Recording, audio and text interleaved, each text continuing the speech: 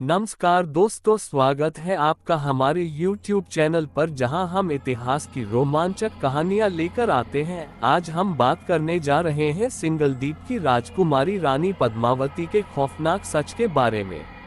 तो शुरू करते हैं। चित्तौड़गढ़ का किला, जहां वीरता और बलिदान की अनगिनत कहानियां दफन हैं, आज भी रात के अंधेरे में एक रहस्यमयी सन्नाटे से घिरा रहता है। इतिहास कहता है कि रानी पद्मावती ने अपने सम्मान की रक्षा के लिए हजारों राजपूत महिलाओं के साथ जौहर कर लिया था। लेकिन क्या उनका बलिदान वास्तव में समाप्त हो गया, या फिर उनकी आत्मा आज भी भटक रही है? राजस्थान के कई स्थानीय लोगों का मानना है कि चित्तौड़गढ़ किले में अब भी रानी पद्मावती की आत्मा मौजूद है।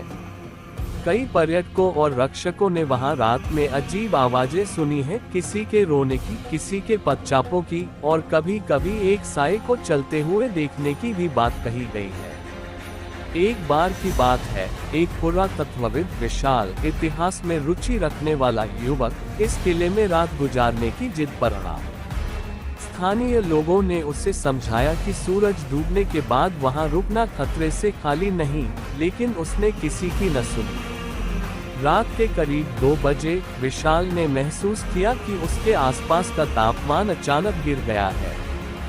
हवा में एक अजीब सी गंध थी, मानो कुछ जलने की बू हो। तभी उसने हल्की हल्की चूड़ियों की खनक सुनी। उसने टॉर्च जलाकर इधर उधर देखा, लेकिन वहां कोई नहीं था। अचानक उसे लगा कि कोई सफेद लिबास में लंबे बालों वाली स्त्री उसके सामने खड़ी है। उसकी आंखें अंगारे की तरह जल रही थी। तुम यहाँ क्यों आए हो? वह रहस्यमयी स्त्री धीमे लेकिन भयानक स्वर में बोली। विशाल का गला सूख गया, उसके पैर कांपने लगे।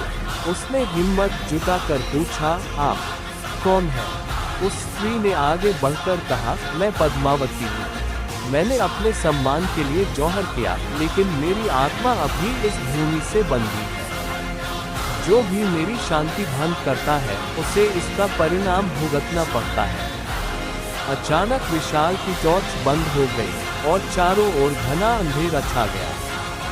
उसने महसूस किया कि कोई अदृश्य शक्ति उसे जकड़ रही है। वह जोर जोर से चिल्लाने लगा।